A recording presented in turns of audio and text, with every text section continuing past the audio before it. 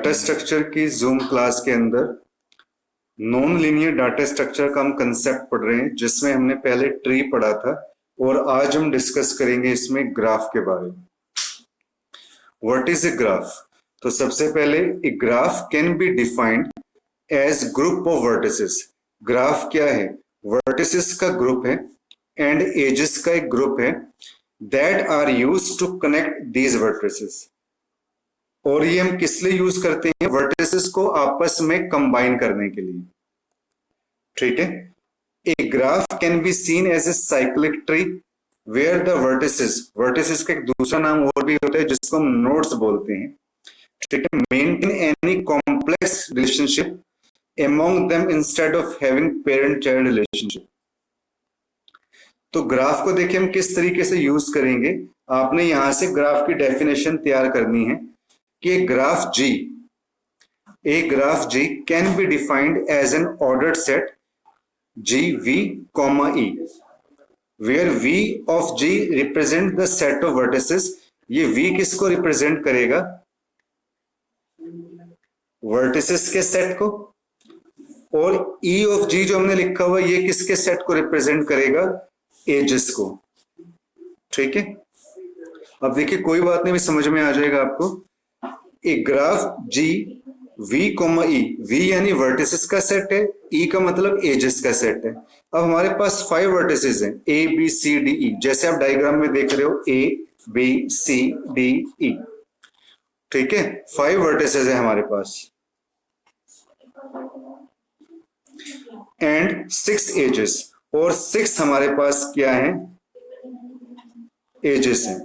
ठीक है। 1 2 3 4 5 1 2 3 4 5। ठीक है। 1 2 3 4 5 1 और 6 ये वाली हो गई आपके पास। ठीक है। तो 5 हमारे पास क्या है? वर्टिसेस, और 6 हमारे पास क्या हो जाएंगी? एजेस हो जाएंगे। ठीक है। तो कोई चीज ऐसी फॉर्म के अंदर है तो उसको हम क्या बोलते हैं? ग्राफ बोलते हैं। ठीक है। अब ग्राफ के भी ना अलग अलग टाइप होते हैं। ये जो ग्राफ मैंने आपको बताया इसको हम बोलते हैं अनडायरेक्टेड ग्राफ। अनडायरेक्टेड ग्राफ का मतलब स्टूडेंट क्या होता है कि जिसकी कोई डायरेक्शन नहीं होती, उसको हम क्या बोलते हैं? Undirected graph. 2 टाइप के ग्राफ होते हैं आपके पास, डायरेक्टेड ग्राफ और अनडायरेक्टेड ग्राफ। अब डायरेक्टेड ग्राफ देखिए इसकी डेफिनेशन हम पढ़ लेते हैं। A graph can be directed और अनडायरेक्टेड। अनडायरेक्टेड ग्राफ के अंदर क्या होता है कि edges are not associated with the directions, कि जो इसमें एजेस होती हैं वो डायरेक्शंस के साथ एसोसिएटेड नहीं होती। ठीक है। If an edge exists between vertex A and B, then the vertices can be traversed from B to A as well as A to B। ठीक है। अब इस अनडायरेक्टेड ग्राफ के अंदर क्या है कि आप A से B में भी जा सकते हो, और इसका मतलब क्या है कि आप B से A में भी आ सकते हो। ठीक है ना, कि कोई डायरेक्शन नहीं है। लेकिन जो डायरेक्टेड ग्राफ होता है स्टूडेंट, उसमें क्या होता है? जैसे ये देखिए, ये जो डायग्राम है आपके पास, ये डायरेक्टेड ग्राफ का डायग्राम है। कैसे? ये देखो मैंने एरो के साइन बनाए हुए हैं कि आप इससे आपको ये पता चल रहा है कि जब आप रोड के ऊपर भी जाते हो तो वहां पे भी डायरेक्शंस बनी होती है ना, कि आप A से B में जा रहे हो, B से C में जा रहे हो, C से आप E पे आ रहे हो, E से आप D पे जा रहे हो, और D से आप वापस A पे आ रहे हो। ठीक है। लेकिन हम A से, ठीक है, हम ऐसे ऐसे जा रहे हैं इसके अंदर, और यहां पे देखो B से आप कहां आ रहे हो? D के ऊपर आ रहे हो, पर हम D से B में नहीं जा सकते, लेकिन हम B से D पे आ रहे हैं। तो ये जो अगर हमने ऐसे डायरेक्शन बना रखी है तो इसको हम क्या बोलते हैं? डायरेक्टेड ग्राफ बोलते हैं। अब हम ग्राफ को रिप्रेजेंट करेंगे। ठीक है। By graph representation we simply mean the technique which is to be use in order to store some graph. अगर आप कंप्यूटर की मेमोरी में कुछ ग्राफ को स्टोर करना चाहते हो तो कंसेप्ट आता है ग्राफ रिप्रेजेंटेशन का। तो देखिए ग्राफ रिप्रेजेंटेशन कैसे होगा आपका, इसमें हम जो पढ़ेंगे that is the sequential representation.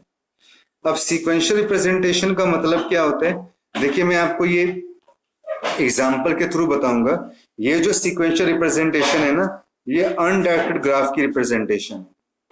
ठीक है, यहाँ पे देखिए मैंने ऊपर क्या लिखे हुए हैं, वर्टिसेस लिखे हुए हैं यहाँ पे, और इधर भी मैंने क्या लिखा हुआ है, वर्टिसेस लिखा। तो देखिए इसकी डेफिनेशन क्या कहती है, in sequential representation we use adjacency matrix to store the mapping represented by vertices and edges.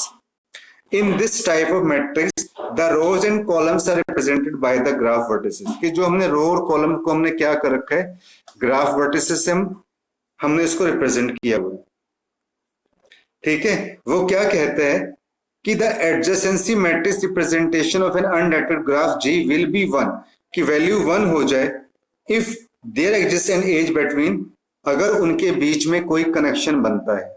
तो देखो कैसे बनेगा, अब देखो यहां पे आ जाओ और आपने इधर भी नजर डालनी है। देखो ए से आप ए में जा रहे हो तो खुद की वैल्यू तो कितनी होगी स्टूडेंट, 0 ही होगी। ए के ऊपर तो मान लो आप, अगर आप ए से ए पे जा रहे हो तो ए की वैल्यू कितनी होगी, 0 ही होगी। अब इधर देखो स्टूडेंट, अगर आप ए से देखो बी में जा सकते हो, आप यहाँ पे देखो आप ए से बी में जा रहे हो तो यहाँ पे वैल्यू क्या हो जाएगी, 1, यानी कि ए का पड़ोसी कौन है, बी है। क्लियर है बात, 1 कब लिखा, जो अगर ए से आप बी में जा रहे हो तो ए का पड़ोसी कौन हो गया, 1 हो गया। अब देखो स्टूडेंट, अगर बी की खुद की वैल्यू कितनी होगी, 0 होगी। ठीक है ना, बी की खुद की वैल्यू तो क्या होगी, 0 होगी, वो हम आगे चेक करेंगे। अब देखो आप ए से क्या सी में जा सकते हो, ए से क्या आप सी में जा सकते हो, ए से बी में तो जा रहे हो पर ए से सी में नहीं जा सकते आप डायरेक्ट। तो यहाँ पे देखो क्या वैल्यू आ जाएगी आपके पास, 0। ए से देखो आप क्या डी में जा सकते हो, यस, ए से हम डी में जा सकते हैं, तो वैल्यू क्या हो गई आपके पास स्टूडेंट, 1। अब आप देखो क्या ए से आप ई में जा सकते हो डायरेक्ट, नहीं जा सकते ना, तो वैल्यू क्या आ जाएगी, 0। तो मतलब अगर आप जा सकते हो तो वैल्यू 1 हो जाएगी, अगर आप नहीं जा सकते तो वैल्यू 0 हो जाएगी। अब हम ऐसे ही, ये तो हमने ए को देख लिया, अब हम बी को देखेंगे। बी से क्या आप ए में जा सकते हो स्टूडेंट, यस, बी से हम ए में जा सकते हैं क्योंकि कोई डायरेक्शन नहीं है ना कोई भी, तो बी से हम ए में जा सकते हैं। तो क्या आ जाएगा आपके पास, 1 आ जाएगा। बी की खुद की वैल्यू तो क्या होगी स्टूडेंट, 0 ही होगी। बी से बी में हम कहां जाएंगे, तो 0 ही रहेगा आपके पास। बी से आप सी में जा सकते हो तो वैल्यू क्या हो गई, 1 होगी आपके पास।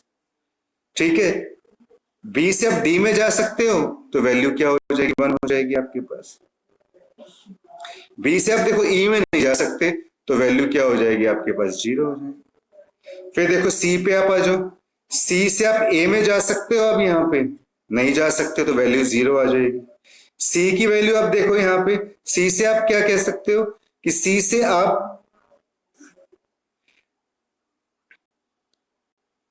बी से हम सी से आप बी में भी आ सकते हो, यस आ सकते हो, तो वैल्यू 1 हो गई आपके पास। सी से देखो सी की खुद की वैल्यू तो क्या होगी, 0 की, सी तो आप कहां जाओगे इसके अंदर।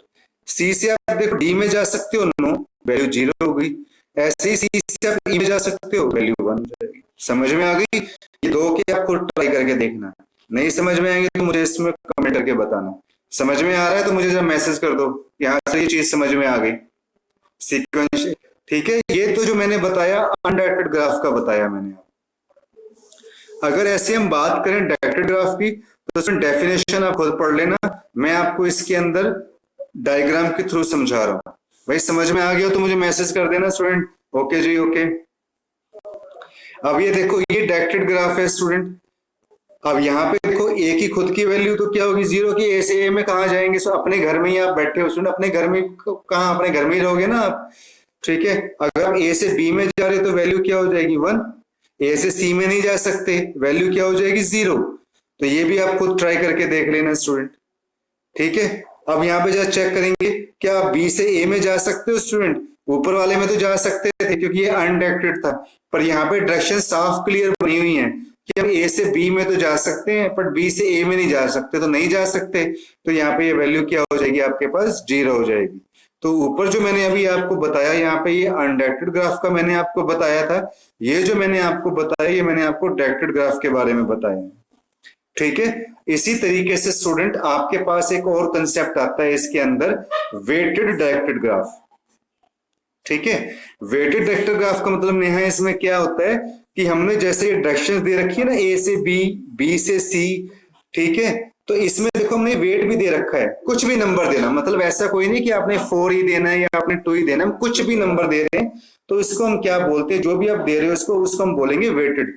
तो आप ए से बी में जा सकते हो, हमने वेट 4 दे दिया, बी से सी में जा सकते हो, वेट आपने 2 दे दिया, ए से डी से ए में जा रहे हो तो वेट आपने 5 दे दिया।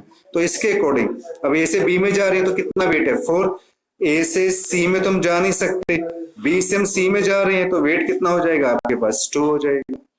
तो ये अलग अलग टाइप के ग्राफ होते हैं, ठीक है। और ग्राफ मेनली स्टूडेंट हम कहाँ पे यूज करते हैं कि मतलब जहां पे थोड़ा सा कॉम्प्लिकेशन हो, ठीक है, जहां पे कोई हायरार्की स्ट्रक्चर नहीं होता, कोई ट्री नहीं होता, ठीक है, तो उस फॉर्म के अंदर हम क्या कर सकते हैं, जो है ग्राफ यूज करते हैं, ठीक है कि नहीं।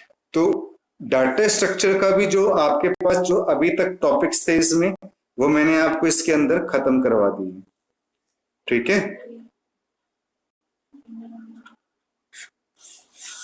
अगर कोई और इम्पोर्टेंट टॉपिक होगा तो वो हम देख लेंगे।